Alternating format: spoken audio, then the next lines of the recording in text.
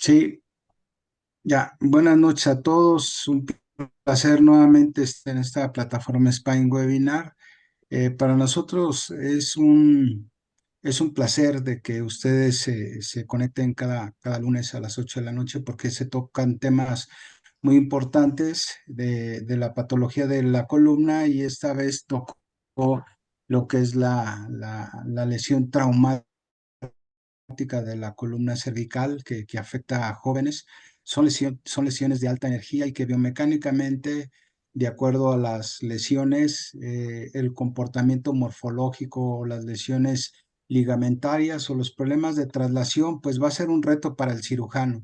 Entonces, un paciente que nos llega con una lesión cervical, sí, hacer un buen target o un buen abordaje para poder determinar el tipo de fractura, las lesiones que conlleva también en las partes blandas, las lesiones de disco. Y pues para ello, el doctor Alfredo Vara Castillo, que es fellow de columna del Centro Médico Adolfo López Mateos, y el doctor Jorge Ortega Espino, que ya es en el honor de estar con nosotros para hablar sobre el abordaje anterior de las lesiones de la columna traumática cervical baja. Adelante, doctores, buenas noches y empezamos. Hola, gracias. Gracias por la presentación, Doc. Gracias a todos. Buenas Buena, noches. ¿Perdón? aguanta un poquito, nada más. Buenas noches, ¿se escucha? Sí. Bueno, la dinámica que vamos a implementar el día de hoy es, sí, definitivamente la referencia de la literatura es el punto importante, las guías, las clasificaciones, todo lo que son nuestros puntos ancla para tomar decisiones, para tomar una u otra decisión. Sin embargo, el día de hoy quisimos ser un poco diferente en el sentido de compartir nuestra casuística primeramente de una manera descriptiva y un poquito de la forma de abordaje y los resultados. Entonces, para pues hacerlo un poquito dinámico, al final voy a presentar un caso clínico para establecer los diferentes puntos de vista en cuanto al abordaje y al tratamiento. Adelante, maestro Vara. Gracias, Doc. Buenas noches a todos. Yo soy Alfredo Vara Castillo, soy residente del Adolfo López Mateos, del centro médico que está acá en Toluca. Y como comentó el doctor hace rato, nosotros efectivamente somos un centro de referencia para trauma, ¿no? Entonces, nosotros, debido a la clase, con propósito de la clase, este, iniciamos con una recopilación, una base de datos que hicimos de 5 años para acá, en la que nos dedicamos a buscar específicamente todos los pacientes de columna, ¿no? Obviamente buscamos todos los pacientes de columna en general, sin embargo, para el motivo de esta presentación, pues nos enfocamos en 101 pacientes, que son los pacientes que hemos visto en 5 años de traumatismo cervical, ¿no? Obviamente incluimos aquí traumatismo cervical alto y bajo, sin embargo, ahorita vamos a ir un poco desglosando la información, ¿no? Fueron 73 pacientes intervenidos y 28 pacientes que fueron manejados de manera conservadora, ¿no? En cuanto a la incidencia, la mayoría de estos pacientes fueron fracturas de C7, posteriormente C4 y luego C5, C6. Ahí incluimos C1 y C2, pero bueno, para fines de la clase vamos a ver a partir de C3 a C7, ¿de acuerdo? Obviamente la relación hombre-mujer es mucho, muy alta, al menos en la cuestión de cuando estamos hablando de traumatismo, ¿no? Al menos en nuestro hospital, bueno, el 82% de los pacientes son hombres, ¿no? De estos, casi el 65% accidentes automovilísticos y el otro 35% aproximadamente accidentes laborales, ¿no? Nosotros tenemos muchos pacientes que caen de andamios, caen del techo, obviamente ahí también incluido una que otra persona en estado de ebriedad, etcétera, ¿no? Pero casi la gran mayoría hombres. Lesiones asociadas, obviamente esto es importante porque este tipo de pacientes también necesitan un manejo complementario, ¿no? Muchas veces un manejo en conjunto con algunos otros servicios. En este caso, el traumatismo cráneoencefálico o al menos en nuestra casuística, fue lo más asociado a este tipo de pacientes, ¿no? De lesiones cervicales. Sin embargo, trauma de tórax también es súper frecuente. También tenemos trauma de abdomen y trauma en las extremidades, ¿no? para poder abordar de manera un poquito más completa a estos pacientes, ¿no? Porque si bien es lo más importante, al menos para nosotros que tratamos la columna, para nosotros es lo más vital y lo más importante, también hay que ver el paciente en conjunto, ¿no? Entonces, bueno, vamos a empezar con algo de introducción de lo que es el traumatismo en lesiones cervicales bajas. Estas fracturas o estas lesiones han sido clasificadas de muchas maneras, morfología, mecanismos de lesión, por la anatomía que involucra, etcétera, ¿no? Y obviamente las lesiones neurológicas que van a ver, que influencian a los pacientes o van a ver influenciados para ver qué tratamiento se le va a dar, ¿no? Ahorita vamos a revisar las clasificaciones y vamos a ver que el estado neurológico es una parte importante, ¿no? Que influencia en la decisión, en la toma de decisión cuando estamos hablando de un paciente quirúrgico, ¿no?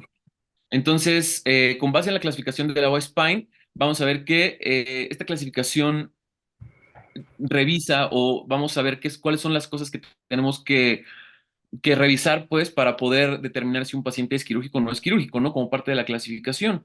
Entonces, vamos a ver que se estudia la morfología, las facetas, el estado neurológico y modificadores que pueden influenciar, ¿no? Esta clasificación fue diseñada con motivo y bueno, voy a comentar parte de la clasificación porque vemos muchos residentes en estas sesiones, ¿no? Entonces es importante que nosotros somos los que abordamos casi siempre este tipo de pacientes, somos los que hacemos el ingreso, etcétera. Entonces tenemos que tener como al menos el conocimiento básico de cómo vamos a clasificar este tipo de pacientes, ¿no? Aunque no seamos nosotros los que lo estemos operando en primera instancia, es importante conocer toda la anatomía para empezar de la columna y posteriormente las clasificaciones, ¿no? Porque con base en esto vamos a determinar si el paciente se tiene que operar o puede tener un tratamiento médico, bueno, conservador, ¿no? Entonces, subrayé aquí algunas cosas. Esta clasificación fue diseñada para que en todo el mundo todo pueda ser como estandarizado, ¿no? O una clasificación en la que hay imágenes, en la que es un poco más llevadero poder ver este tipo de lesiones y poderlas clasificar y diagnosticar de una manera mejor, ¿no? Entonces, con base a lo que vamos a ver, son tres tipos, tipo ABC. Y bueno, en el tipo A vamos a ver que son un fallo de la columna anterior, ¿no? Compresión en lesiones mínimas en las apófisis espinosas. Entonces, vamos a empezar con A0. Le subrayé como nada más como para, en caso de que los residentes pues tengan como una manera de accesar a esta información como más fácil, ¿no? Porque luego estás a lo mejor en urgencia y todo y no puedes ponerte a leer la clasificación en ese momento. Entonces, lo que hay que hacer es tener como una idea básica, ¿no? De qué es lo que estamos viendo. Entonces vamos a ver que las tipo A, una falla en la columna anterior, las A0, vamos a ver que no tienen compromiso de la estabilidad, ¿no? A1 se lastima solamente un platillo, el platillo superior o el platillo inferior, y A2 divide el cuerpo a la mitad, A3 estallido de los platillos, esto vamos a verlo porque más adelante vamos a revisar la clasificación que dependiendo del puntaje vemos si incluso estas fracturas pueden ser quirúrgicas. Y vamos a ver que en A3 no hay compromiso de la estabilidad de la banda de tensión, ¿no? Y A4 presenta este estallido de ambos platillos con fragmentos óseos dentro del conducto vertebral, ¿no? La tipo B son causadas por tracción, ¿no? Entonces, la B1 y la B2, se menciona en las guías de la O-Spine que la B1 no es una fractura o un tipo de lesión tan frecuente. Sin embargo, bueno, al menos en la columna cervical baja, pero B2 sí, ¿no? Entonces, B1 es una disrupción transósea de la banda de tensión posterior, ¿no? Entonces, aquí vemos pues claramente cómo se ve el trayecto transóseo, ¿no? En el B2 puede ser ligamentaria y transósea, ¿no? Únicamente ligamentaria o ligamentaria y transósea. Y la B3 se lastiman la parte anterior, o sea, la banda anterior, y con compresión posterior de las estructuras ligamentarias posteriores, ¿no? Y las tipo C, pues bueno, son lesiones que comprometen los elementos anteriores y posteriores con traslación de la columna, ¿no? Son fracturas en las que se desplazan, por supuesto, los cuerpos vertebrales y las facetas articulares y todo, ¿no? Con respecto a la lesión de las facetas, vamos a ver de F1 a F4, siendo F1 una fractura que no está desplazada, la segunda, F2, va a estar desplazada, la F3 es una masa lateral flotante, ¿de acuerdo? O sea, tiene fractura anterior y posterior, entonces queda flotando, la masa lateral obviamente queda inestable.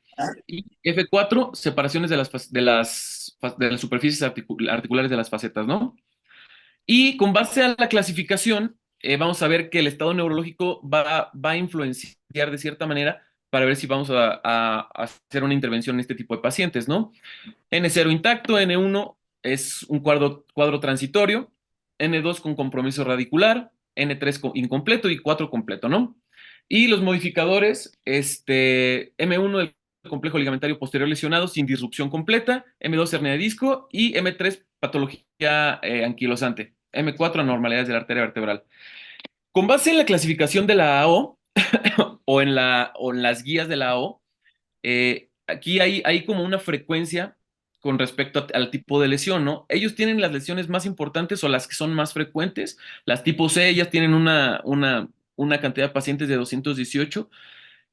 Posteriormente está B3 y B2, ¿no? En el caso de nosotros también tenemos que el tipo de fractura más frecuente, al menos en nuestro hospital, fue una lesión que es una fractura tipo C. Posteriormente las B1 y B2, en este caso B1 y B2, ellos lo manejan como B1-1, un paciente, y B2 77, ¿no? Y nosotros tenemos casi la misma cantidad de pacientes en B1 y B2, entonces a lo mejor no es tan infrecuente, ¿no?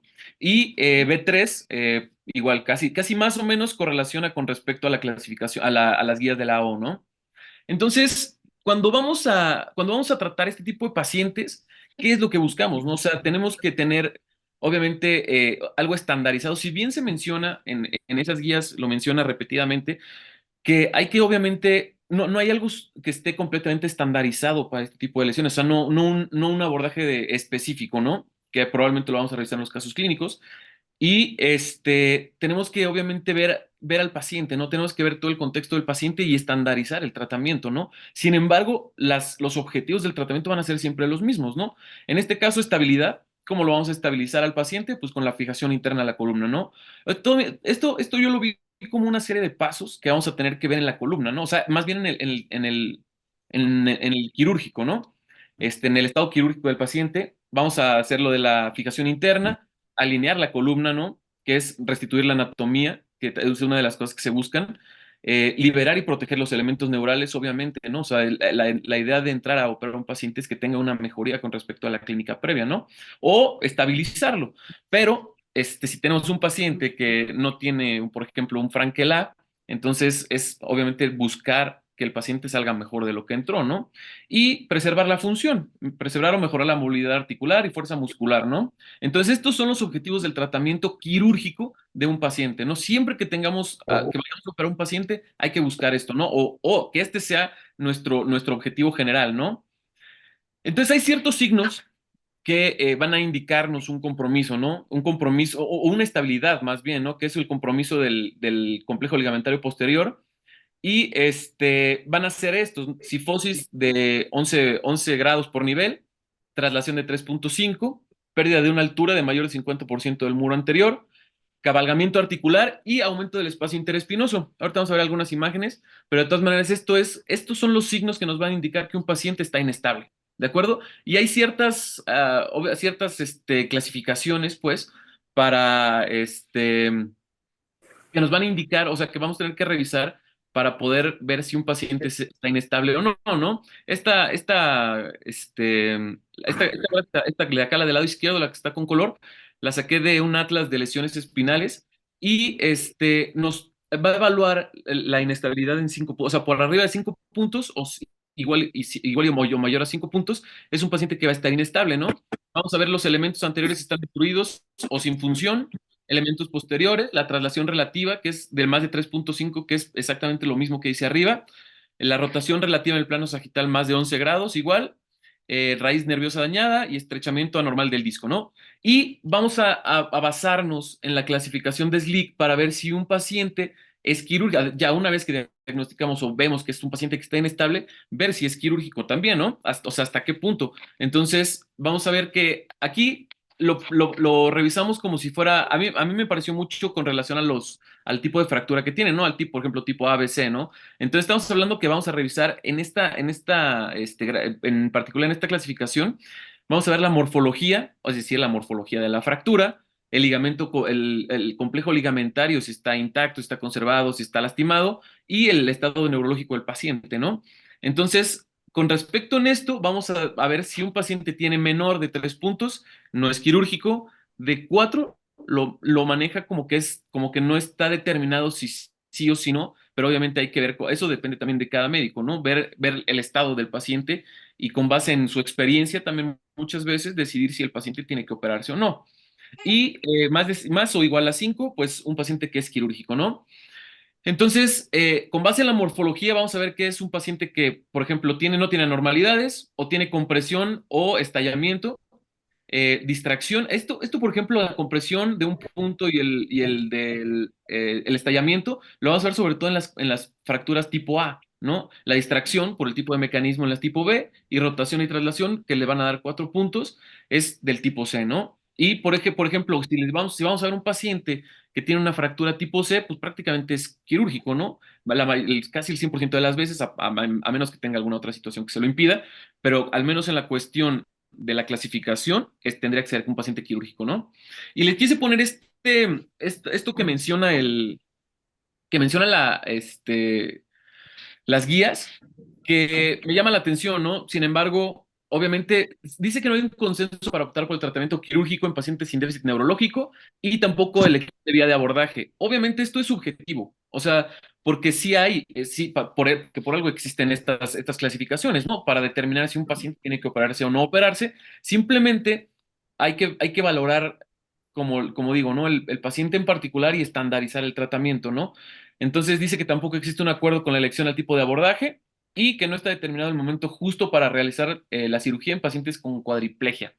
Esto también es una situación porque, si bien dice que no está determinado realizar la cirugía, o sea, no está determinado el tiempo, en pacientes que se operan dentro de las primeras 48 horas tienen más riesgo o han presentado, según algunas estadísticas, más complicaciones en el transoperatorio, ¿no? Al menos problemas respiratorios, hemodinámicos, que por supuesto involucran la complejidad más, o sea, hacen más complejo el caso, ¿no? El paciente, por supuesto, se puede morir, ¿no? Y en pacientes que se operan después, o sea, si dejamos más tiempo que se esperen, tienen más riesgo de infecciones, más riesgo de problemas respiratorios, riesgo de úlceras. Entonces, si bien no está estandarizado cuándo tiene que operarse, hay que buscar un punto medio para evitar las complicaciones de un abordaje temprano, pero también no llegar al punto en el que el paciente se queda ahí meses, ¿no? Entonces, con respecto a las lesiones tipo A, que ya revisamos son fracturas de las apófisis espinosas o de las láminas que no están desplazadas. La tipo A cero, vamos a utilizar una inmovilización mínima. 1 y 2, tratamiento ortopédico la mayor parte de las veces. Y el A3, A4, el tratamiento puede ser quirúrgico. Obviamente, siempre viendo cómo vamos a nuestro paciente, ¿no? Por ejemplo, este paciente que no tiene lesión o sea, lesión posterior de los ligamentos, etcétera. Entonces, en este caso, el abordaje para este tipo de pacientes será una vía anterior.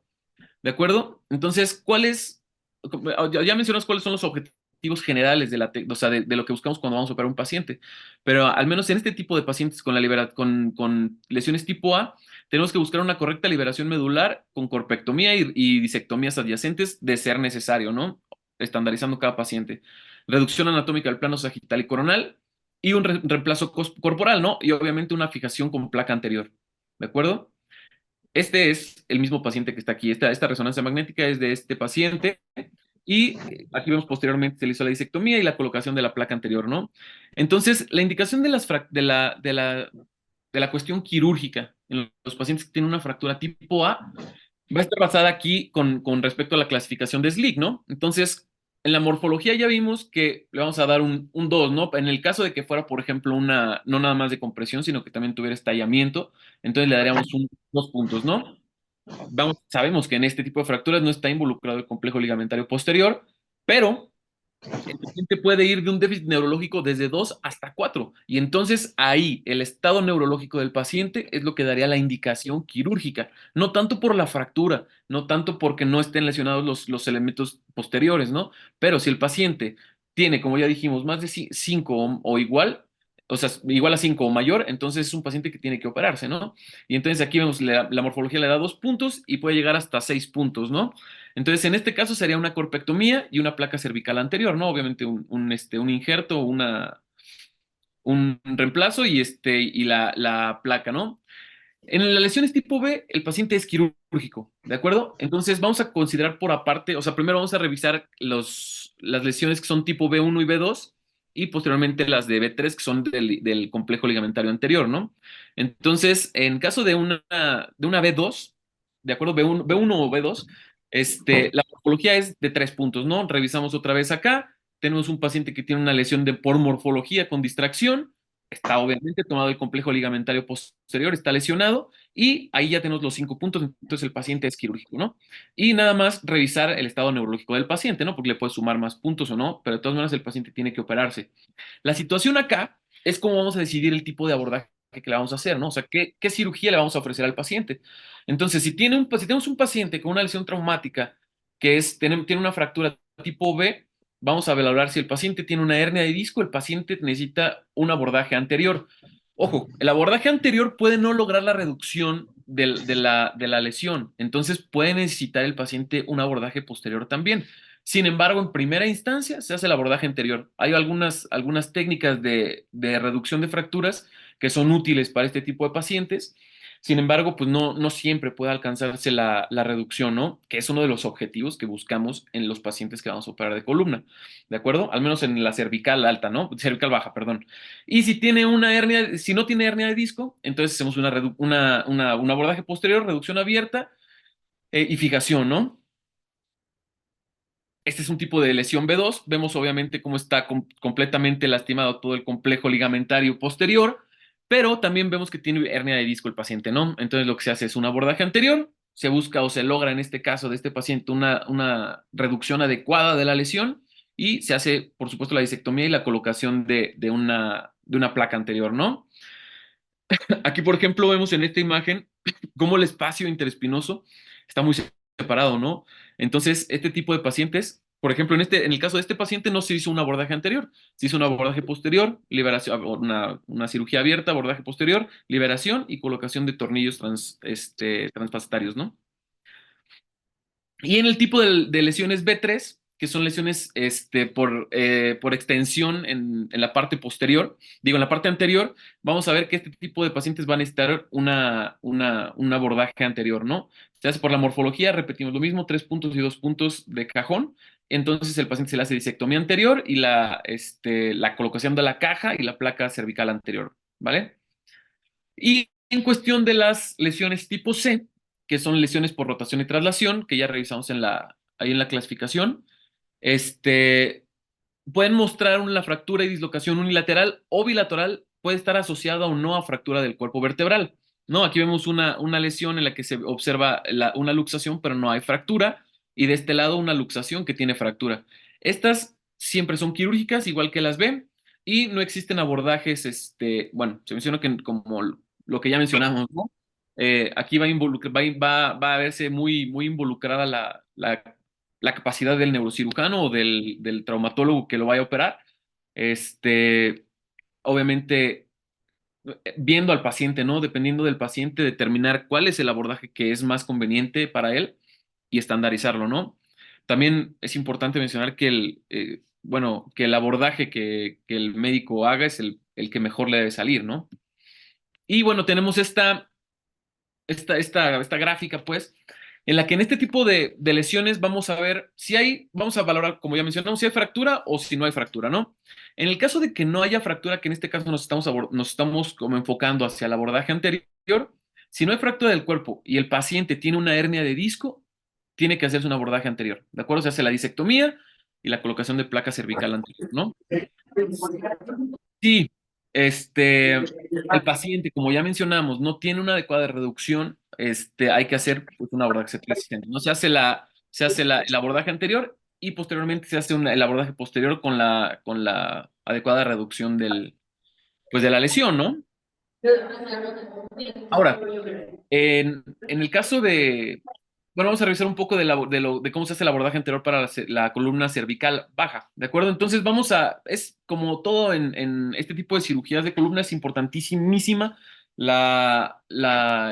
cómo está el paciente posicionado, ¿no? Entonces vamos a tener un paciente que está acostado en tren de Lemberg invertido, discretamente hacia arriba, Es un paciente que se puede hacer la tracción de los hombros para que tenga una mejor visión en el fluoroscopio y en algunos médicos le ponen como un bultito, pues como un rosier, para en el caso de que se tengan que hacer maniobras que pueden llegar a desplazar la columna, pues utilizar este tipo de rocier, ¿no? Obviamente con la cabeza fija y todo para que evitar que se desplace el cuello del paciente y siempre, sí, lo menciona con discreta extensión, pero siempre hay que tener en cuenta que el paciente pues, está lastimado de la columna cervical, ¿no? Entonces siempre hay que tener mucho, mucho cuidado en cuando se va a movilizar a este tipo de pacientes, ¿no? Entonces, con respecto a la técnica, hay ciertos tipos de abordajes. Hay uno que se hace con una incisión longitudinal, ¿no? Como lo menciona acá. Sin embargo, bueno, al menos nosotros en la experiencia de acá lo hacemos en una incisión horizontal, ¿no? También menciona que se pueden hacer dos incisiones horizontales para alcanzar como la misma extensión que se puede alcanzar con el longitudinal. Sin embargo, pues eso también va determinado de cada médico, ¿no? Antes de iniciar la cirugía es importante hacer el marcaje, ¿no? Ver en dónde vamos a entrar, ¿no? Se hace aquí como un marcaje con el radio, con el rayo y para determinar bien exactamente en dónde vamos a entrar para evitar que no haya complicaciones de tener que extender más el abordaje, ¿no?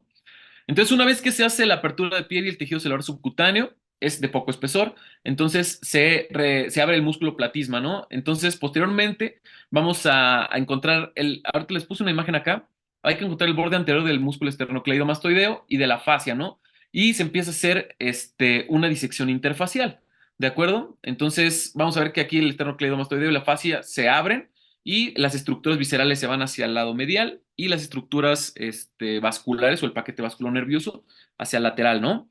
Entonces, una vez que hicimos esto, bueno, aquí menciona que también el puente de la vena yugular puede cortarse para tener un mejor acceso y después vamos a profundizarnos ya en la disección, ¿no? Puede estar el músculo homoyoideo, hay médicos que lo pueden cortar o no lo pueden cortar, hay quien lo desplaza, hay quien en ciertos pacientes no estorba pues en el campo visual. Entonces, bueno, en el caso de que el músculo puede ser ligado y seccionado, ¿no? Se corta. Entonces, una vez que se profundiza la disección, vamos a buscar la fascia prevertebral.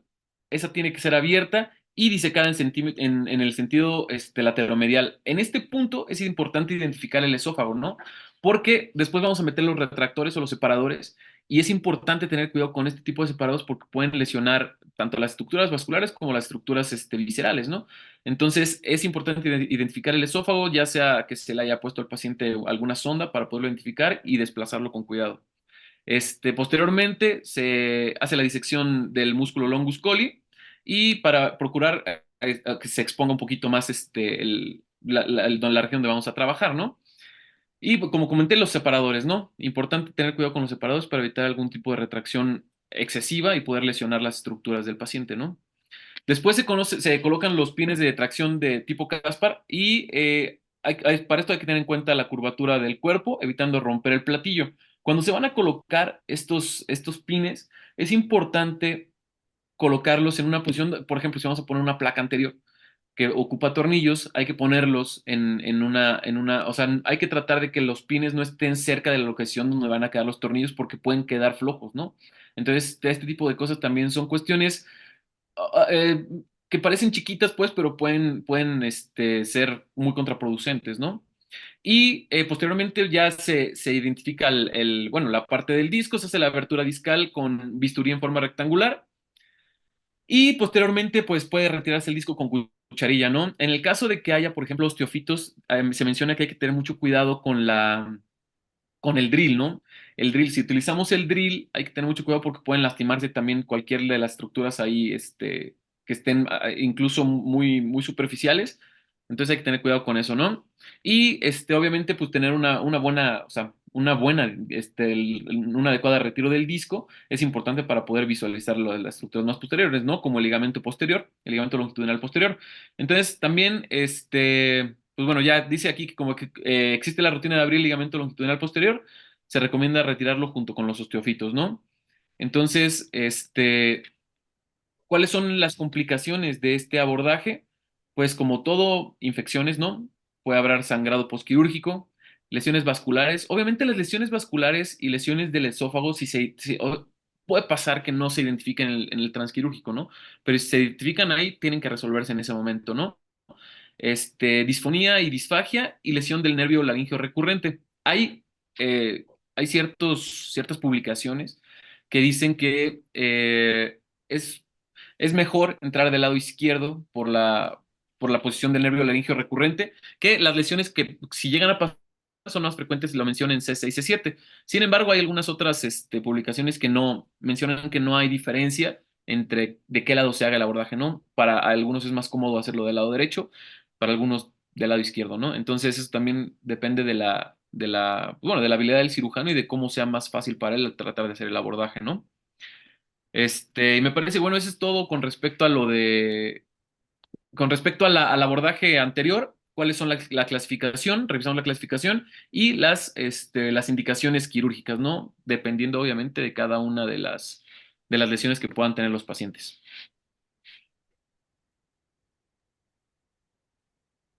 Perfecto, doctor Vara, muchísimas gracias. ¿Podrías dejar de compartir tu pantalla para que el maestro Ortega pueda compartir la de él para los casos clínicos, por favor? Claro que sí, doctor.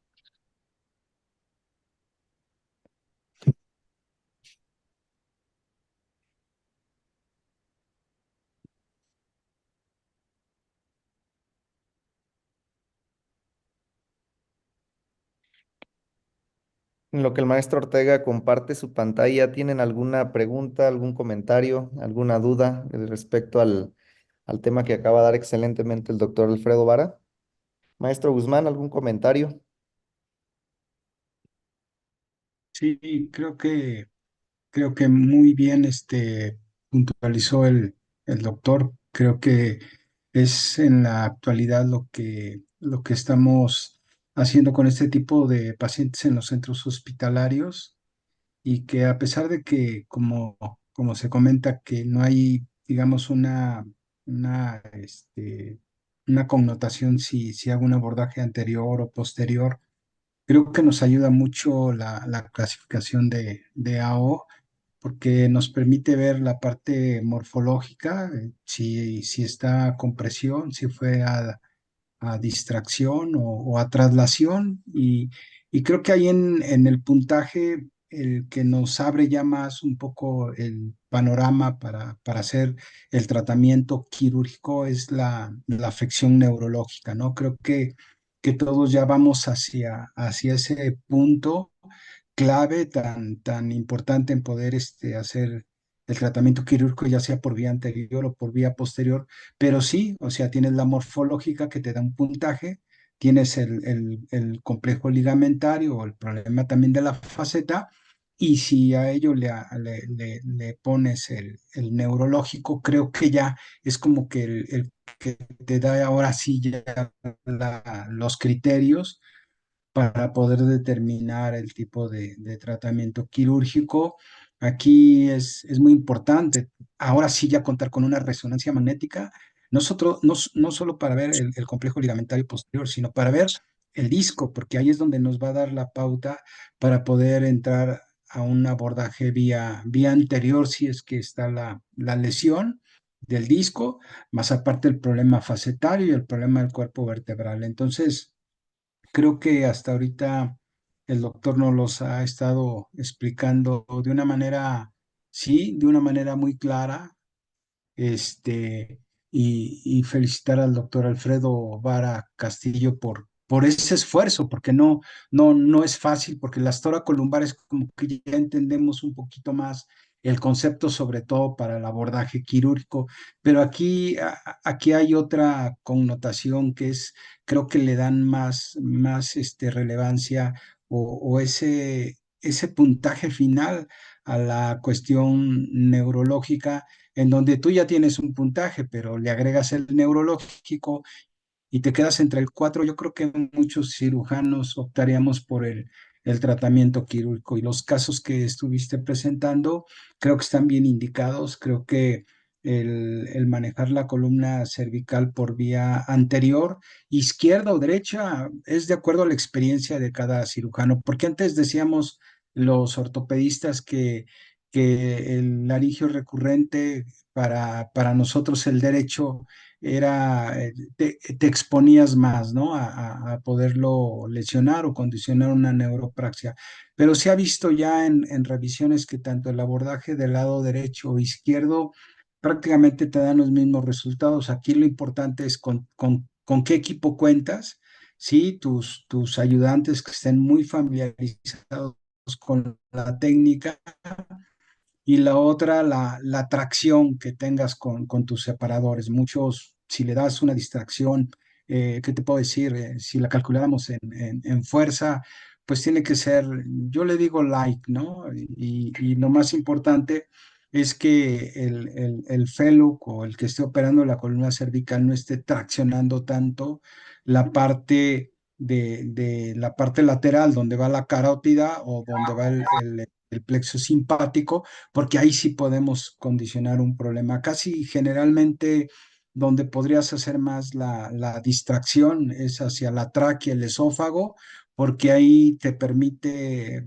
vamos, tener que no vas a tener alguna complicación, al menos que afectes al esófago y ahí cambia la historia del abordaje. Pero sí, donde debe ser más discreto, más ligero, con menos compresión, es a la carótida y al plexo simpático, donde discurre el nervio laríngeo recurrente. Adelante, doctor, si ya tiene usted su presentación. Levantó la mano el doctor Eduardo. Adelante, doctor, para una pregunta. Adelante, algún comentario. Sí, tomando o retomando lo que comenta el doctor Guzmán, bueno, nosotros acá en el Hospital General de León recientemente abordamos una fractura luxación C6 sobre C7. Entonces surgió una cuestión importante sobre qué abordaje o por qué lugar iniciar primero. Entonces nos dimos a la tarea de realizar una revisión en esa parte y pues primeramente en lo que refiere a la estandarización de los criterios, las clasificaciones de Auspein lo que ha intentado es como estandarizar un lenguaje médico que pueda ser entendible y reproducible en cualquier unidad en cualquier centro hospitalario, porque también existe también la clasificación de SLIC que también nos ayuda primeramente a determinar cuáles son candidatos para una cuestión quirúrgica. Existen otras clasificaciones que se han utilizado con el tiempo, como por ejemplo la de Allen. Existe un metaanálisis comparativo en el cual pone a competir la clasificación de Allen, que es una clasificación morfológica, contra la clasificación Auspein en este tipo de casos, nivel cervical, y mencionan pues la superioridad de la clasificación de Auspein en relación a ella por la inclusión de los elementos que menciona el doctor Guzmán, que es la cuestión neurológica, la cuestión de las facetas, la cuestión de los modificadores. Hay un artículo interesante, digo, es bastante corto, que se hizo en el 2017 aquí en México. Es un artículo de revista del IMSS, en el cual hablan acerca de las fracturas luxaciones cervicales de las tipo C de la O, sobre cuáles son los elementos a considerar para tomar en cuenta en este tipo de ejemplo, que les menciono, de si es mejor iniciar por vía anterior o por vía posterior en esto. Entonces, viene un cuadro bastante gráfico que menciona los elementos que comenta el doctor, si hay hernia discal, si no hay hernia distal, lesión de ligamento posterior, sin lesión de ligamento posterior y principalmente también el tipo de fractura. Y por último, pues tomando en cuenta ese caso, hay una revisión que se realizó en la cual mencionaron para las fracturas luxaciones en metaanálisis que se realizó en el 2022, en el cual hacen una comparación que qué es mejor, iniciar por vía anterior o por vía posterior, y realmente la conclusión es que no hay ninguna ventaja de uno sobre otro. Al final siempre la experiencia y el abordaje que domine más el cirujano es la mejor opción.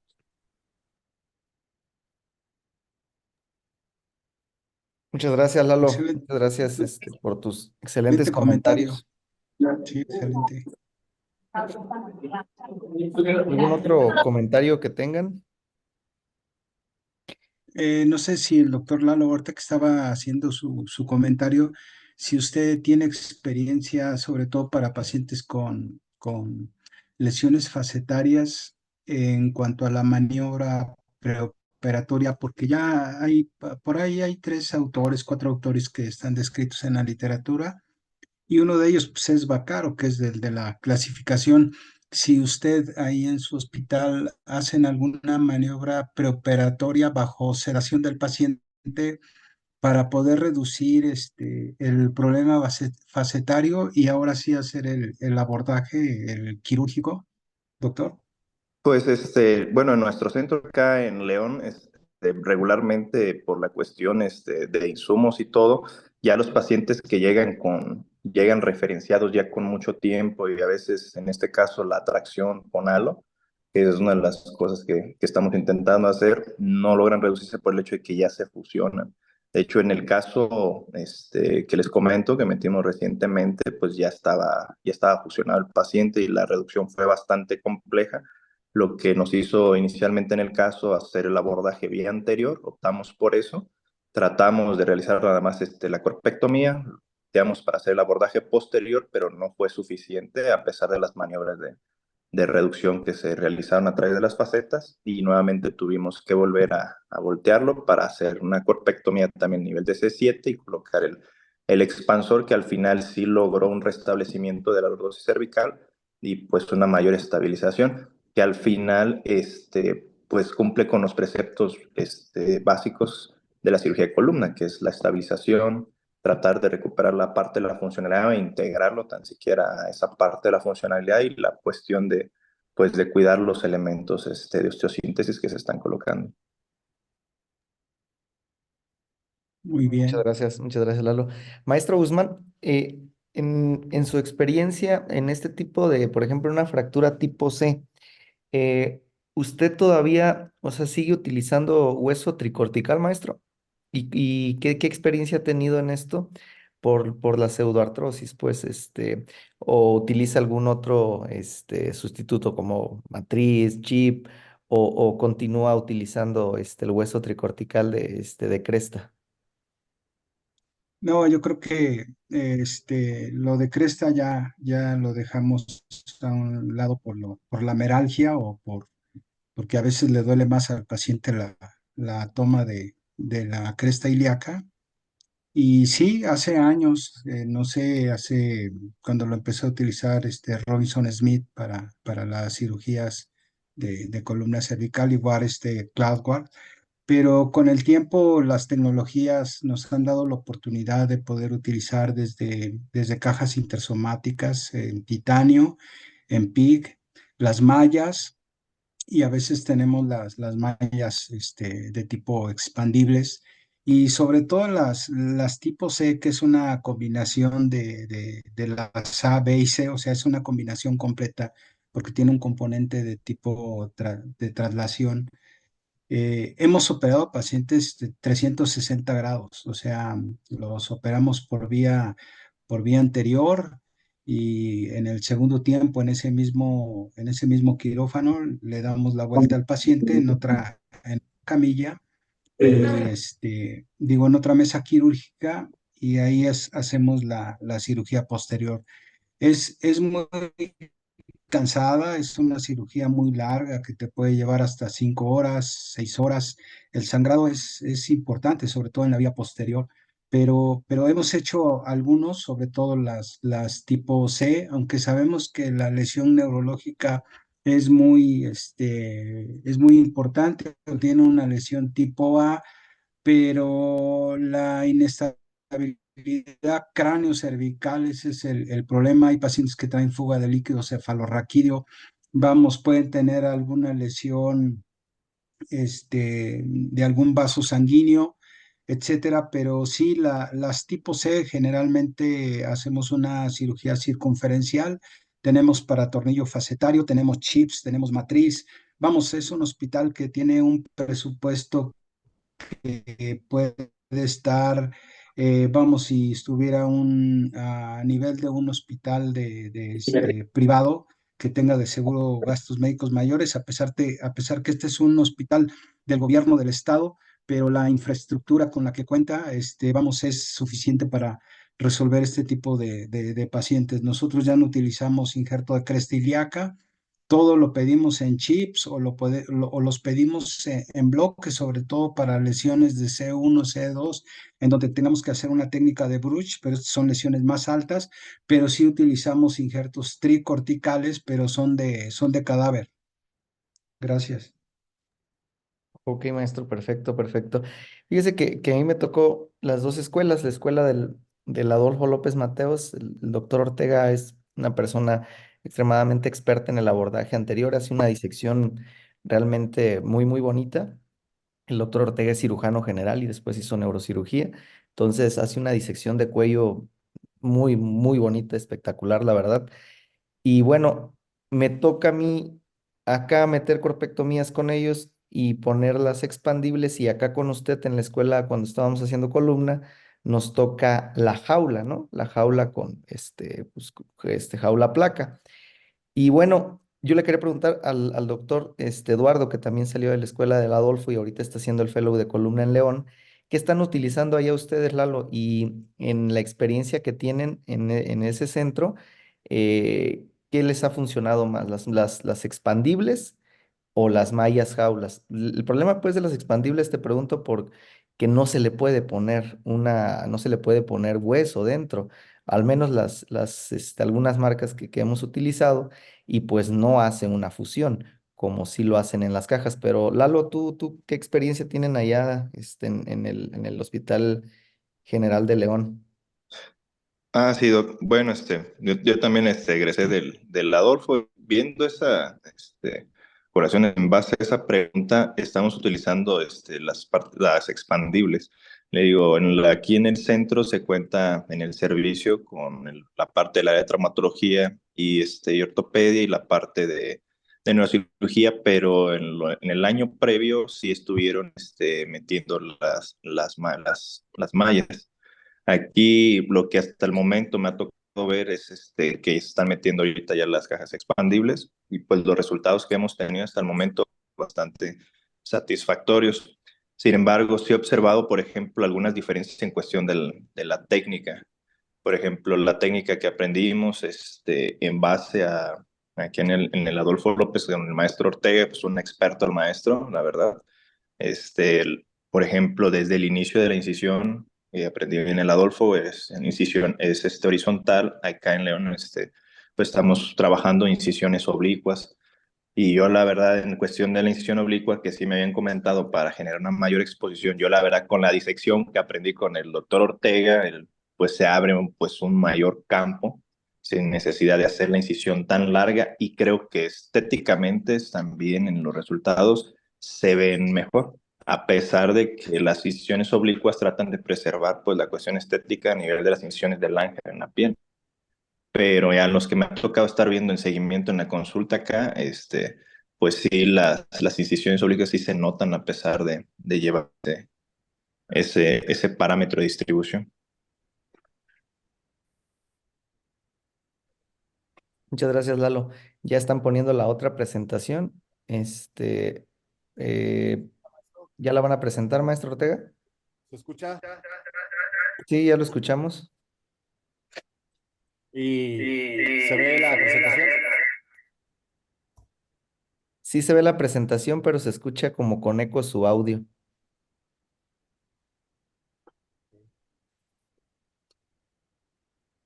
Ah, ya se hará. Ya.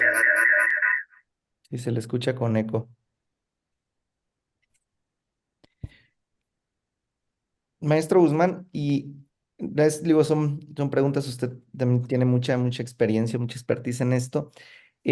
Usted pone más jaulas, placas, qué nos puede compartir de eso de la fusión?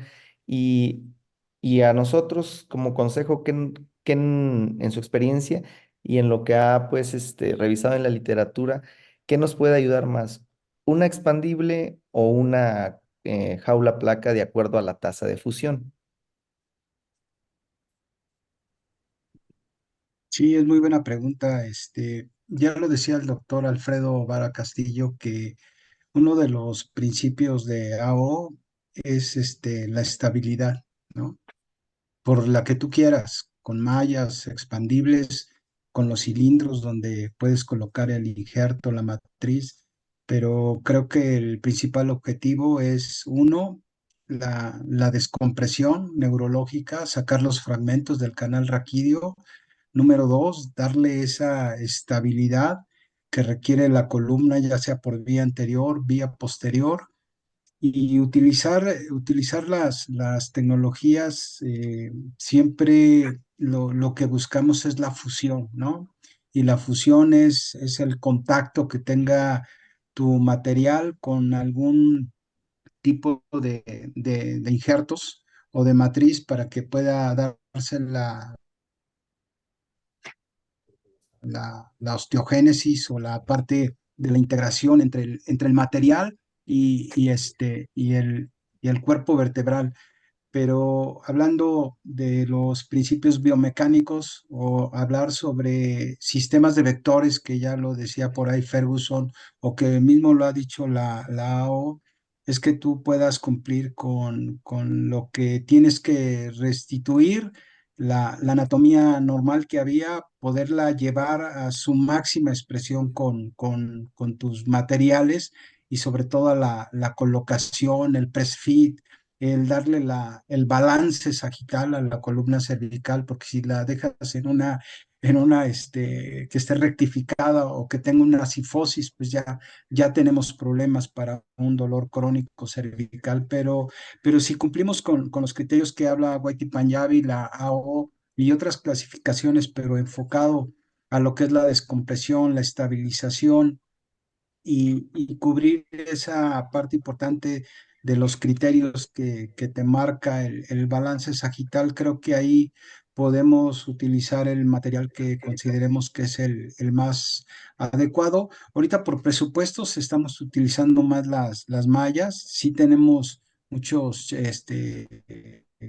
chips y matriz, los rellenamos bien, le damos distracción al segmento que vamos a colocar la malla, y tratamos de tomar un control radiográfico en proyección lateral para que podamos tener esa posición de la columna cervical. Y también con el tipo Caspar también podemos dar esa distracción para poder meter el implante Adelante, y nos dé esa lordosis que nosotros queremos, para que de manera fisiológica, pues esto nos dé un resultado. Y la otra es esperar el tiempo de pero es de consolidación de la fusión nos va a llevar a la artrodesis, que es de 8 a 12 semanas.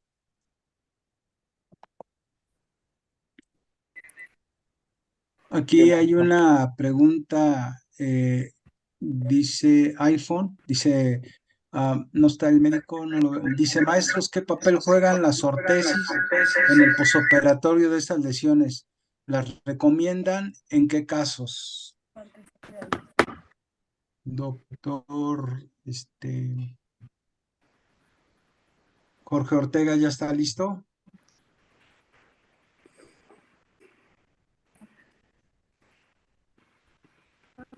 no,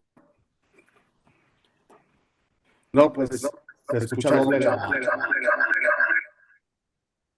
Buenas noches, le saluda el doctor Julio Pérez.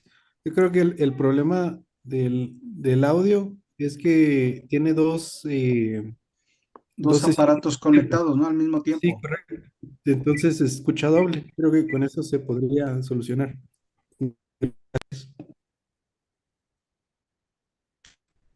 Tiene que apagar uno. Utilizamos como protección el collarín cervical, el tipo Filadelfia. A mí me gusta mucho el Moss Miami, es más ergonómico, o tener ambos, sobre todo para los cambios de los tipos collarines, perdón, dije corset, los collarines. Entonces, para nosotros es fundamental que se lo pongas cuando termina la cirugía, y antes de extubarlo, tú ya le pongas ahí el collarín, para que el paciente pueda irse a recuperación ya con el collarín y tenerlo en piso. O tú, Alfredo Vara Castillo, con tu profesor, yo digo que sí, ¿no? También ustedes hacen el uso del collarín, ¿no? Sí, maestro, efectivamente. Como usted lo hace desde que termina la cirugía, se le coloca el collarín al paciente.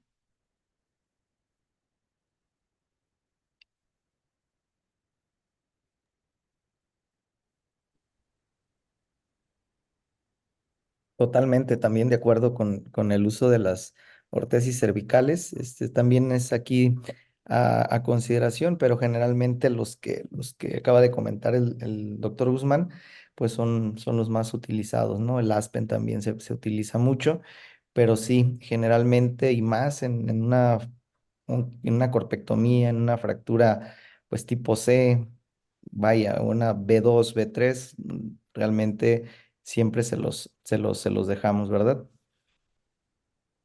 Sí, doc, efectivamente. ¿Qué tiempo les dejan el collarín ustedes allá, doctor Vara? Pues lo dejamos mínimo, se queda todo, mientras esté hospitalizado, se deja por lo menos 7 días, doc, pero no sé cuánto tiempo recomienda usted o cuánto. Yo vi ahí en lo de la O que decía que de 5 a 7 días, pero no sé si nada más mientras esté hospitalizado, pues, o se tiene que quedar más tiempo, o cómo ve usted, cómo le hacen ustedes. Para fusión, Para porque vas a fusión. hacer una artrodesis, ¿no? Es una artrodesis. Ujú. Entonces, son artrodesis o fusiones, y si vas a hacer corpectomías, vamos, tienes que ir más allá del tiempo porque es el tiempo que te va a dar la consolidación o la fusión del segmento que hayas trabajado. Entonces no puedes dejarlo una semana ni 2 semanas. Tienes que irlo revisando cada vez que va a tu consulta.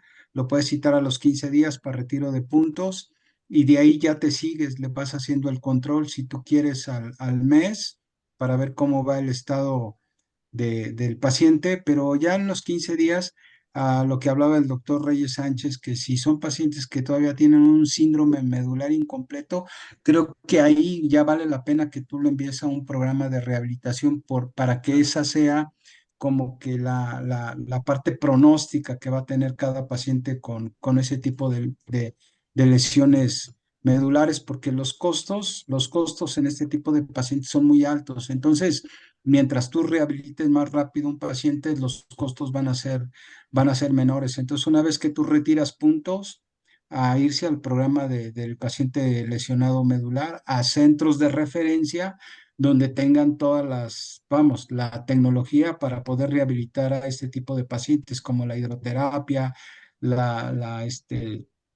todo lo que implica el manejo en este tipo de pacientes. Hecho, de acuerdo.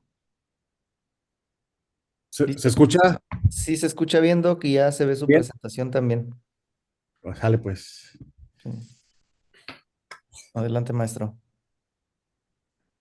Bueno, vamos a analizar un caso en realidad es, como mencionó el maestro, para cada paciente hay que individualizarlo y muchas veces creo que se requiere más el tratamiento 360 grados cuando tiene lesión anterior y posterior y no tiene un déficit neurológico completo. Es decir, creo que el estudio de resonancia magnética siempre será muy importante, aún en pacientes con Frankel A o en pacientes con Frankel B, que técnicamente no se considera una recuperabilidad porque es muy importante establecer el riesgo, la condición del disco. Y lo contrario, no todo es por vía anterior. Sin embargo, para fines pues, prácticos y didácticos, voy a presentar un caso de un paciente de 52 años, diestro católico, hipertenso, obesidad, realmente no, sin otros antecedentes de importancia. Tuvo un accidente automóvil en motocicleta, portaba casco, sufrió un impacto directo, bueno, un impacto directo. El accidente fue al impactarse de manera contundente contra un caballo, trauma craneocervical, no hay pérdida del estado de alerta, pero sí una pérdida de fuerza, sensibilidad de C5 hacia distal, ausencia de reflejos, ausencia de bueno, el control de esfínter y ausencia del control o del tono de los esfínteres, con una respiración francamente abdominal en la exploración física, sin otras lesiones asociadas. Los signos vitales 80-40, propio de un síndrome medular, la cardíaca de 53, la respiratoria de 18, la saturación de oxígeno de 90 y 36 grados de temperatura. Un estudio de tomografía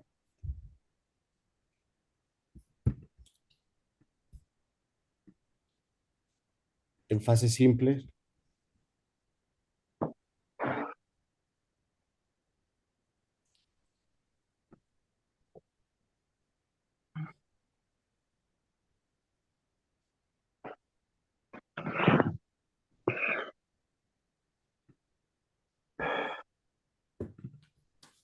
donde vemos una fractura estallamiento del quinto cuerpo vertebral, una lesión importante con una compresión y sección anatómica de la médula espinal con una retrolistesis. Con este estudio de tomografía, ¿alguien quiere participar en relación al tipo de abordaje que se puede plantear como mejor alternativa o como mejor posibilidad? Doctor Doctor Quispe, David Pacheco. le gustaría participar, doctor Quispe, por favor? ¿Qué tal, doctores? Buenas noches. Bueno, vemos que tiene una fractura que es un tipo C, ¿no? Hay una listesis y hay una retropulsión de lo que es el cuerpo vertebral, ¿no? A nivel de lo que es el la quinta vértebra cervical. Entonces, y debe haber también, como ya en una listesis, debe haber componente ligamentario. Lo correcto sería hacer un abordaje de 360, ¿no? Y hacer una corpectomía de ese nivel, porque el cuerpo está fragmentado.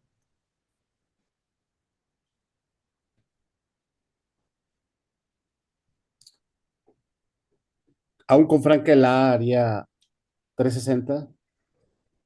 Mm, Bueno, El Frankel hace, bueno, obviamente por razones de tiempo, pues tiene estudio de resonancia magnética, donde sí efectivamente tiene lesión ligamentaria posterior y tiene potenciales somatosensoriales con ausencia de actividad por una interrupción completa en la transmisión nerviosa.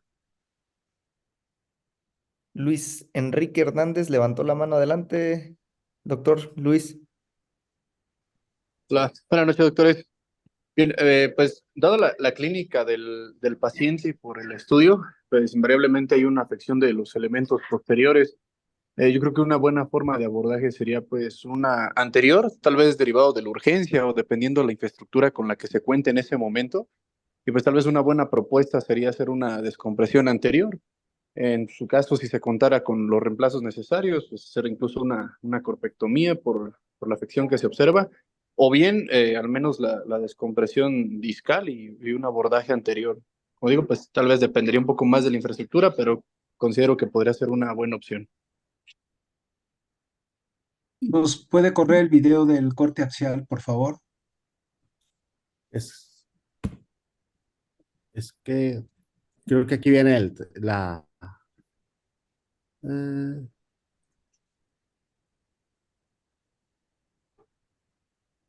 creo que ahí ya viene la del tratamiento, pero déjeme buscar.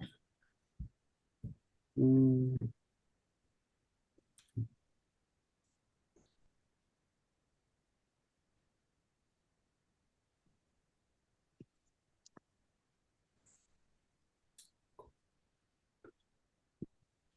ah, ah, Se puso la posoperatoria, tengo la posoperatoria, pero no Ah, sé, entonces sin problema. No, sí. alguna consideración o ahorita le interesaría recabar como datos relevantes en la axial. Sí, la invasión al canal raquídeo de los fragmentos, creo que sí, es una lesión tipo, 25%, ¿mandé? 25% de retropulsión de fragmentos hacia el canal. Sí, yo creo que todos iríamos por la vía anterior, es una lesión, una tipo C, y hay muchos autores que dicen le puedo hacer la 360 grados, pero creo que la primera que haríamos sería la vía anterior y otros autores esperan el resultado posquirúrgico y si consideran vamos a hacer la otra vía, la pueden programar para hacer el segundo abordaje, pero yo me quedaría con la vía anterior. ¿Está ahí David Pacheco? ¿Sí estás ahí, Pacheco? Pacheco, no, parece que se desconectó. Adelante, doctor. Bueno, El- pues Perdón, elegimos. maestro, el doctor Eduardo levantó la mano. Una pregunta, creo. Adelante, Lalo. Hola, maestro, buenas noches. Pues yo también complementando ahí ya lo que refería el maestro Guzmán, creo que un abordaje por vía anterior sí sería, en este caso, podría ser suficiente para poder primeramente recuperar la altura, lograr una buena descompresión y pues en su defecto valorar posteriormente la necesidad de un segundo tiempo quirúrgico. Y al final creo que mientras menor invasión se tenga en el paciente y se trate de lograr un mejor beneficio en cuestión con una sola cirugía, creo que el pronóstico puede ser mejor en los pacientes independientemente ya de que curse con un Frankel-A o un ACA en su defecto. ¿Y qué le haría mi maestro si elige la vía anterior? ¿Qué le haría? Entraría igualmente por realizar la corpectomía del liver y la descompresión, retirar el fragmento que se encuentra a nivel del canal. Digo que el indicativo y que nos apoyaría, se serviría de mucha utilidad, sería una cuestión de resonancia nada más para complementar esa parte. Debido al mecanismo traumático, digo, este tipo de casos pues son complejos debido a que si iniciara anterior, posterior, que fue la situación que se presentó acá en el hospital, que cuál era mejor. Entonces, al final yo creo que la que mejor se domine y pues primeramente determinar cuáles son los factores o elementos, en este caso ya sean ligamentarios, facetarios, tipo de fracturas y clasificación de las mismas, yo creo que nos pueden ayudar a tomar una mejor determinación. De hecho, hay un artículo de Auspein en el cual ya también se le da un puntaje a los elementos fracturados para poder tomar decisiones quirúrgicas que inicialmente Auspein nada más estaba como enfocado para la parte de investigación, pero ahora ya lo quieren complementar como un SLIC para tomar una decisión todavía más reforzada acompañada de esa, que existen pues más clasificaciones, pero esas dos son las mejores opciones para un criterio o tomar una determinación quirúrgica. Perfecto. Pues sí, Correcto. Perdón, aquí hacen una pregunta del público. El doctor está iniciales de M, dice, buenas noches, profesores, ¿tendrán alguna experiencia en pacientes con lesión por proyectil de arma de fuego con lesión completa del conducto? Mi pregunta es sobre la lesión de dura madre y per se la lesión del ligamento longitudinal anterior. ¿Cómo manejar esta situación si es que dos cuerpos están comprometidos? pues Doctor, doctor Eduardo, creo que Pues igual, ¿no? yo creo que Puede ser continuamos los con el mismos caso, ¿no? criterios. Y ahorita contestamos ese al final, maestro, para que Ok, no tarde el caso. ok, vámonos. bueno, en realidad yo consideré que podía rescatar el cuerpo vertebral de C5. Creo que el exceso de confianza también es importante cuando pues crees que puedes sobreponerte a alguna clasificación o que de una u otra forma, tu experiencia te va a ayudar para que pues hagas quizá menos de lo que tienes que hacer, lo cual es un error.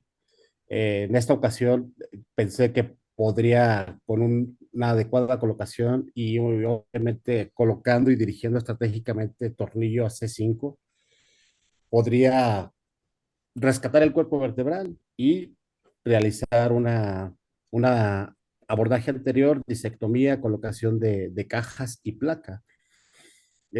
Técnicamente fue muy complicado el resultado, pues a juzgar por cada quien, pero la elección creo que número uno sería una corpectomía, puesto que el cuerpo está multifragmentado, ha perdido la capacidad de carga, tiene retropulsión hacia el canal, tiene todos los argumentos pues para realizar una corpectomía al margen de que tiene Frankelá y todo lo que ya platicamos, pero bueno, a veces quiere la intención o el afán de ir, no sé, más allá o de hacer menos para resolver el problema, pues no siempre es lo correcto. Un poquito de la técnica de disectomía, lo que ya todos sabemos, el abordaje cervical anterior, nosotros lo hacemos en el lado derecho y bueno, procuramos siempre como medida,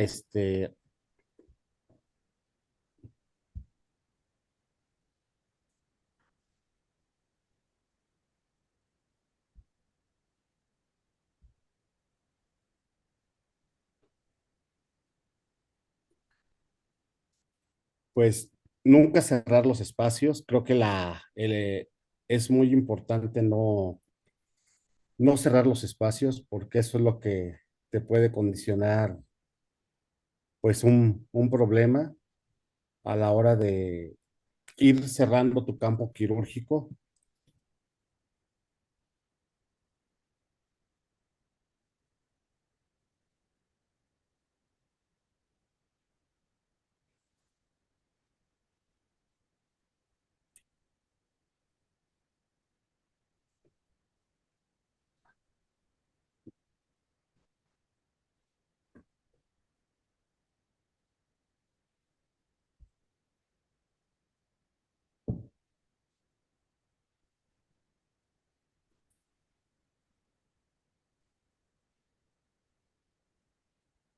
Entonces, siempre utilizamos el lado derecho, no hacemos pues teniendo las referencias del nervio laringio recurrente y pues la incisión pues habitual por planos.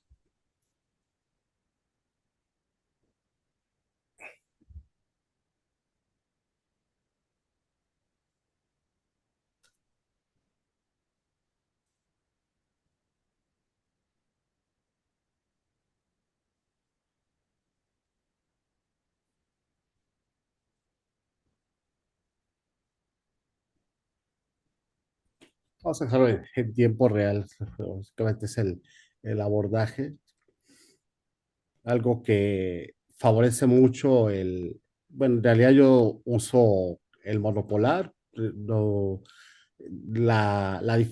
creo que se puede utilizar el monopolar sin ningún problema, pero sí es muy importante pues establecer el grado o la intensidad con la que se va a utilizar tanto el monopolar en la función de corte y coagulación y pues obviamente el bipolar, procurando que es en lo personal, el corte monopolar es a 15, coagulación monopolar también a 15 y la bipolar es a 20. Entonces, entre 12 y 15 permite un corte más controlado con una expansión de calor menos agresiva.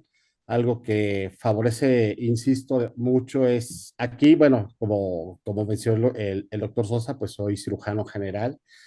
Una de las características en la tiroidectomía es el realizar una disección amplia, cefálica y caudal de lo que es el platisma. Es decir, el concepto filosófico es siempre un embudo en el que su vértice, la parte más estrecha de ser posible, pues que sea al exterior y para eso nos permitirá un campo de visión hacia adentro mucho más amplio y que permitirá la separación de las estructuras sin tanta retracción y, y bueno, pues al final de cuentas también un cuidado de de todas las estructuras. Vemos, insisto, la disección del platisma cefálico y caudal es la incisión. Sin embargo, ya a nivel en el tiempo en el que se debe de realizar la incisión de la fascia externa del cuello, ahí la incisión sí es longitudinal, se retoma el patrón del borde anterior o anteromedial del esternocleidomastoideo,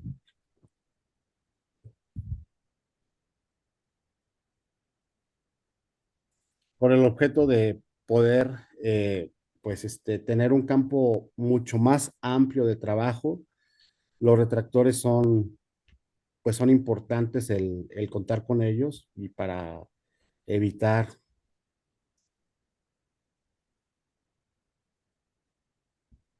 daño de las estructuras, de los tejidos. En la medida de lo posible, bueno, pues siempre considero que el microscopio es una herramienta esencial para tener un cuidado, una protección y un mejor trato de las estructuras neurológicas.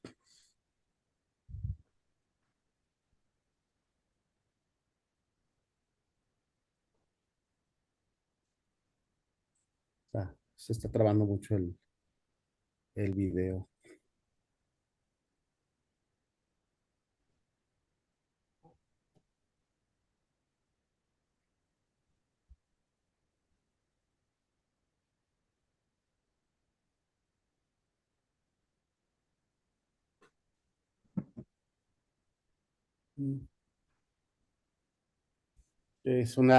Pues realmente aquí ya está realizado el abordaje.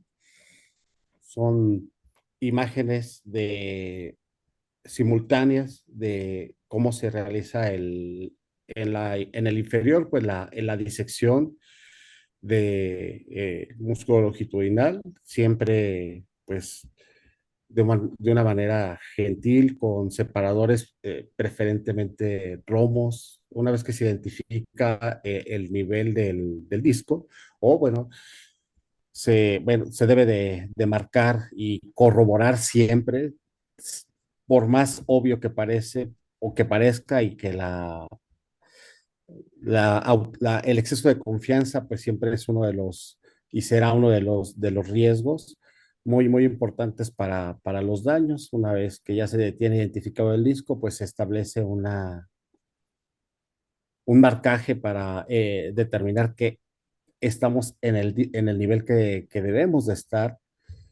Es muy importante pues la distracción para realizar la adecuada descompresión de las estructuras neurológicas y pues obviamente como regla, aún en los casos traumáticos, pues siempre se retira el ligamento longitudinal posterior. Creo que es muy importante y creo que es vital tanto el retiro del ligamento longitudinal posterior como de los osteofitos posteriores. Creo que da el margen adicional de mejoría. Definitivamente que un paciente que no se retira el ligamento longitudinal posterior o que no se retiran los osteofitos experimenta cierta mejoría, no hay tema en eso. Sin embargo, no creo que no es la misma mejoría, o por lo menos no a largo plazo, cuando podemos ver de esta forma el saco dural, cuando tenemos un sangrado del plexo, lo cual que podemos descomprimir directamente las raíces con nuestra Kerrison, y eso creo que finalmente es lo que nos da pues la margen el mayor margen de mejoría. No se traba el video. Entonces, pues esto es en relación a un abordaje cervical anterior para la colocación de placas, de caja, de reemplazo con cajas intersomáticas y colocación de placas cervical anterior. En realidad, retomando el caso, pues representó una dificultad técnica, creo, excesiva, que se pudo haber evitado al colocar el expansor. El expansor, una de las ventajas que tiene es la amplia descompresión o la visión directa del saco dural en todo el sentido cefálico y caudal, así como lateral. Creo que permite además por el ángulo de abordaje o de ataque, la descompresión perfecta de el disco superior y disco inferior.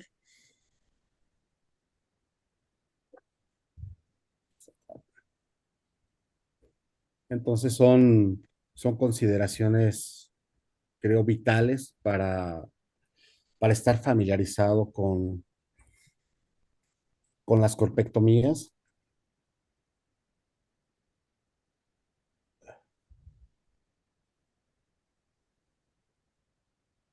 Tenemos aquí una imagen posoperatoria del mismo caso. Tenemos la colocación de las cajas, las placas. Creo que obviamente se cumplió el objetivo. Sin embargo, la dificultad que representó durante la cirugía, sobre todo el cuerpo flotante o la de C5, pues fue, creo, innecesario. Pero bueno, insisto, el exceso de confianza o que crees que puedes ir un paso adelante de la clasificación, no siempre es positivo, y como comentario, como consejo, pues hay que apegarse a las reglas. Puede haber otras circunstancias, otras consideraciones como la disponibilidad del implante, el alcance económico del paciente, y que no debería de ser un factor o un tema para tomar decisiones. Sin embargo, y claramente en este paciente no fue así. No pasó por un tema de recursos o de indicación, sino más bien por un tema de exceso de confianza. Este es un estudio postoperatorio.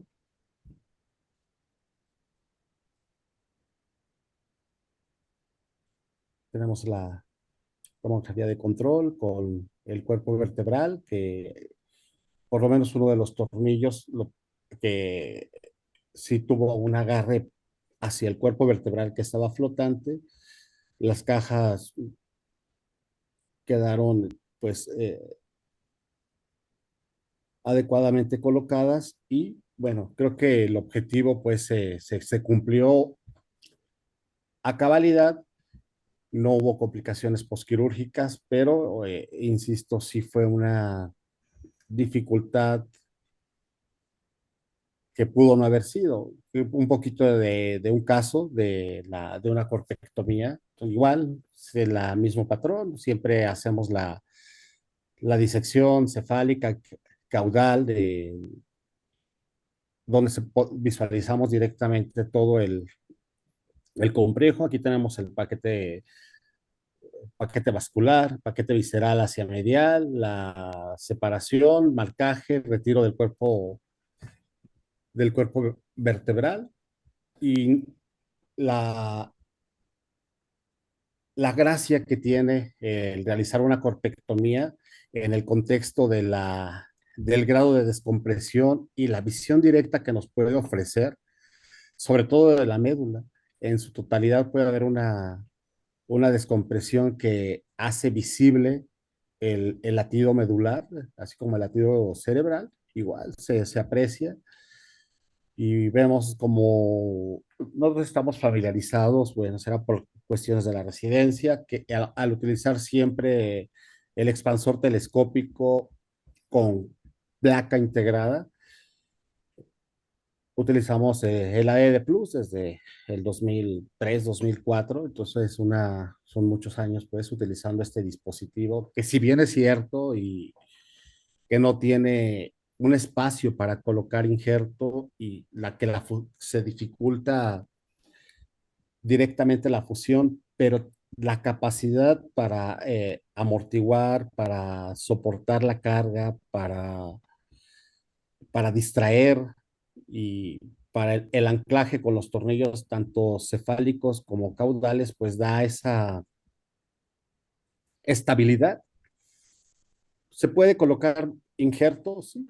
Quizá no la cantidad que de una jaula, pero se puede colocar matriz ósea. No hay, al final de cuentas, hay resquicios, hendiduras por los cuales se puede estar Listo. colocando el injerto. Ese es una estudio de tomografía posoperatoria de el siguiente caso. Y bueno, como mencioné, a veces los hombres no quieren escuchar la verdad por temor a que sus ilusiones se vean destruidas. Una frase de Nietzsche, muy, muy ad hoc para esta ocasión. Y bueno, una disculpa por los videos que no corrieron, tengo buena conexión a internet, pero no sé, algo no les deja correr. No Muchas sé si hay gracias. alguna consideración agregada. Bueno, en realidad, como comentario final, considero que igual cada paciente se tiene que individualizar. Desde mi punto de vista, creo que sí tenemos que clasificar dos tipos de pacientes, por lo menos en un entorno, digamos, funcional, social, económico, y es el paciente que que es recuperable del paciente que no es recuperable, del paciente que tienes como objetivo primordial estabilizar y fijar, descomprimir. Es decir, un paciente que no hay posibilidad de recuperación, creo que la vía de abordaje que cumple este objetivo está bien, puede ser anterior, posterior, incluso el caso que acabo de presentar, si se fija por vía posterior, no hay tema porque se cumple el objetivo. Al final de cuentas, el objetivo más que el objetivo, la necesidad del paciente se vio cumplida. Pero sí hay que tener mucho cuidado, a mi entender, en pacientes que tienen Frankel B y Frankel C. Son pacientes que debemos de pugnar y darle la posibilidad del mayor grado de recuperación. Y con esto, no omitir la resonancia magnética. ¿Por qué? Porque ahí creo que está gran parte de que a un paciente le podamos mejorar el pronóstico a mediano y largo plazo cuando establecemos o vemos franca lesión de elementos posteriores, luxación facetaria o vemos fractura de la lámina, pero nos olvidamos muchas veces, creo, de la condición del disco y damos por hecho que, bueno, que el disco no sufre un gran daño. Sin embargo, el estudio de la resonancia, a pesar de ver un paciente pues alineado, que vemos un paciente que tiene una balance sagital preservado y que de pronto vemos más daño en elementos posteriores, pensamos que no requiere pues nada por vía anterior. ¿Mm? Hay un alto porcentaje de los pacientes que me ha tocado atender, en los cuales Frankel B, Frankel C, Frankel D,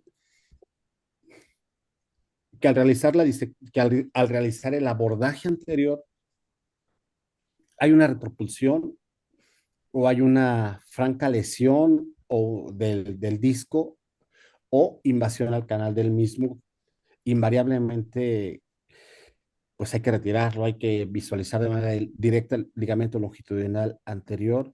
Y creo que el paciente, es ahí donde creo que el paciente tiene la mayor ventana de oportunidad de recuperarse. Insisto, cuando son pacientes que no están en Frankela y nada, el tema de sobreabordar, sobreinstrumentar, pues es muy delicado en relación a lo necesario, a lo que o a perseguir pues algo que muchas veces nunca va a llegar. Sin embargo, sí hay que, creo, exagerar los cuidados, las atenciones, los estudios, la técnica en pacientes que tienen un potencial de recuperabilidad. Sería todo por mi parte.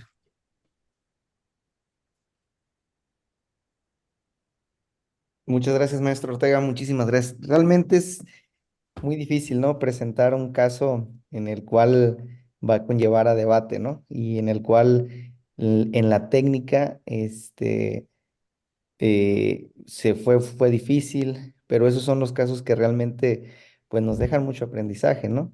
Como usted bien dice, o sea, siempre presentamos todos, así somos. El ser humano presenta sus éxitos siempre, o sea, y la realidad es que no somos perfectos, o sea, esa es una realidad.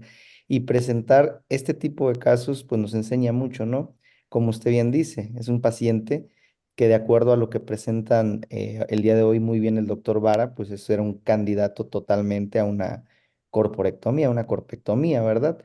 Pero bueno, presenta este caso seguramente por esta cuestión de que deciden otro abordaje, bueno, otro abordaje, otra cirugía y pues estar muy al pendiente del paciente por el altísimo grado de pseudoartrosis que puede haber y la otra por el fragmento, ¿no? Que se iba hacia el canal, pero realmente nos deja mucho aprendizaje, esa es una realidad y pues gracias por compartir este tipo de casos y que nos fortalezcan, para eso son este tipo de clases. Las clasificaciones están muy bien hechas, SLICS, AO, están para eso y pues creo yo que es un caso pues difícil, difícil cuando estaba viendo el abordaje, pues es eso, ¿no? La fractura va a estar sangrando y va a estar sangrando y no tienes un punto de control. No tienes un punto de control porque es una tipo 6 que está estallada, el cuerpo está con anteropulsión y al momento de estar quitando el disco, pues vas a seguir moviendo fragmentos y esto pues va a ser un sangrado como el que no vemos en un abordaje luego anterior en una discopatía o algo así, ¿no? Porque esta es una fractura y ahí se ve claramente de que tuvo un tanto difícil, ¿no, Doc? Para controlar el sangrado del cuerpo. Sí, sí, en realidad fue caótico y el tema era estabilizar el fragmento de C5. Insisto, pensé que lo podía estabilizar, lo podía sujetar más con uno de los tornillos, pero sí, fue complejo. Obviamente quedó bien el paciente, finalmente se pudo estabilizar bien el fragmento, pero cuesta trabajo porque no hay una adecuada zona de agarre pues sí, o sea, es una fractura estallada que bien nos pudimos haber ahorrado todo esto con una corporectomía. Quizá esa sea la enseñanza y podría justificarlo cuando no tienes expansor, pero no cuando sí lo tienes. ¿Algún comentario, alguna pregunta al doctor Ortega?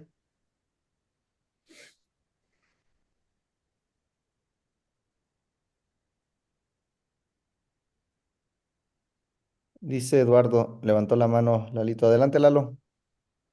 No, pues pues primeramente, antes que nada, pues un agradecimiento al Dogo Ortega por la exposición y participar en este foro. La verdad, yo durante mi formación, pues le aprendí bastante al maestro en cuestión técnica de este abordaje y de indicaciones. Y algo que le aprendí muchísimo al maestro y que pues durante mi desarrollo en la residencia de neurocirugía fue pues aprender de los errores. Digo, al final el maestro me apoyó mucho en esa cuestión de mi desarrollo quirúrgico.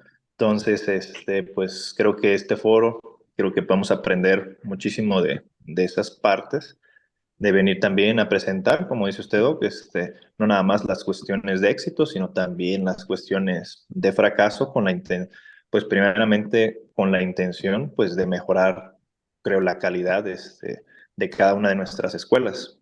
Yo la verdad, en este caso, yo opto por lo que usted comenta. La corpectomía sería el abordaje, o en este caso la cirugía que necesitaba el paciente.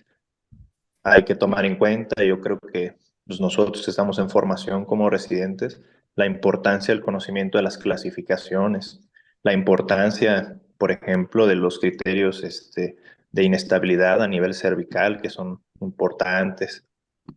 Otro de los elementos, pues también la cuestión de qué tipo de abordaje es el que más le conviene según la individualización del caso.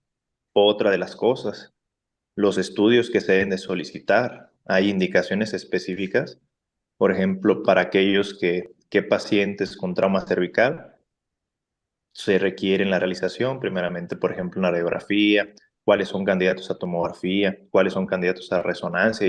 Y algo que he visto y que pues también me ha pasado acá en León es que también dejamos de lado la utilización de la angiografía en la cuestión de las fracturas a nivel cervical, que por ejemplo fracturas con más del 50% de inestabilidad o fracturas facetarias son candidatos a ese estudio. Entonces, pues un agradecimiento al doctor Ortega. Creo que todo lo que he aprendido y sé de este abordaje, pues es gracias a él. Ya nada más complementando acá en la escuela, en León, pues ya los puntos finos que creo que me hacen falta. Gracias, Lalo. Gracias.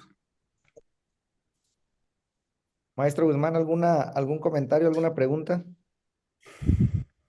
Sí, creo que el objetivo se cumplió.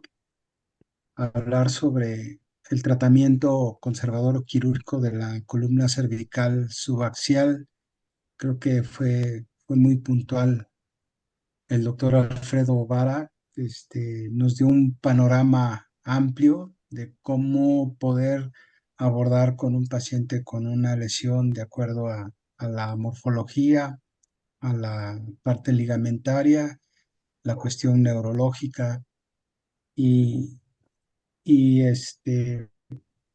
y la otra, pues, es el abordaje, ¿no? El abordaje quirúrgico, la experiencia que tenga cada cirujano en tratar este tipo de patologías. Creo que el doctor Jorge Ortega nos dio dos casos que, vamos, para este tipo de sesiones se cumplió el objetivo, que era darle estabilidad, y esa estabilidad le va a dar la función a pesar del problema neurológico que ya tenían este tipo de pacientes.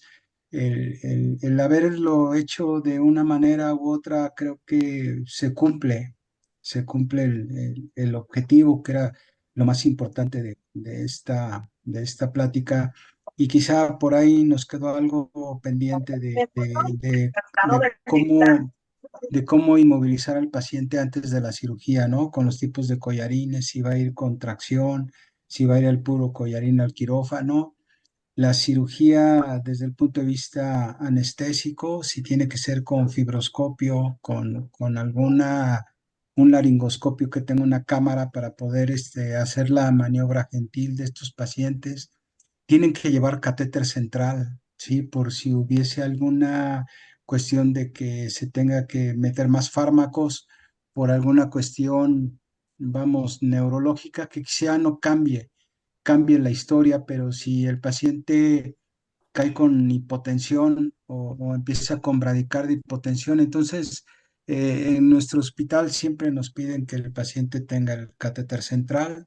Pedimos la interconsulta antes para ver si estos pacientes se les pide el fibroscopio, el laringoscopio para poder entubar de manera gentil a estos pacientes y sobre todo habrá que analizar de este tema aquellos pacientes que realmente vayan a querer la terapia intermedia o la terapia intensiva, cómo los vamos a manejar mientras los pacientes están hospitalizados, los materiales, los costos, días de estancia hospitalaria, el manejo multi-interdisciplinario y pues todo esto nos lleva a que este tipo de pacientes los tenemos que manejar de una manera multi-interdisciplinaria y nosotros como cirujanos le damos ese toque especial de poder restaurar, balancear y que se lleve a cabo la fusión espinal mediante la técnica o el abordaje que sea de selección de acuerdo a los criterios universales que están en la literatura. Creo que se cumplió el objetivo, doctor Sosa.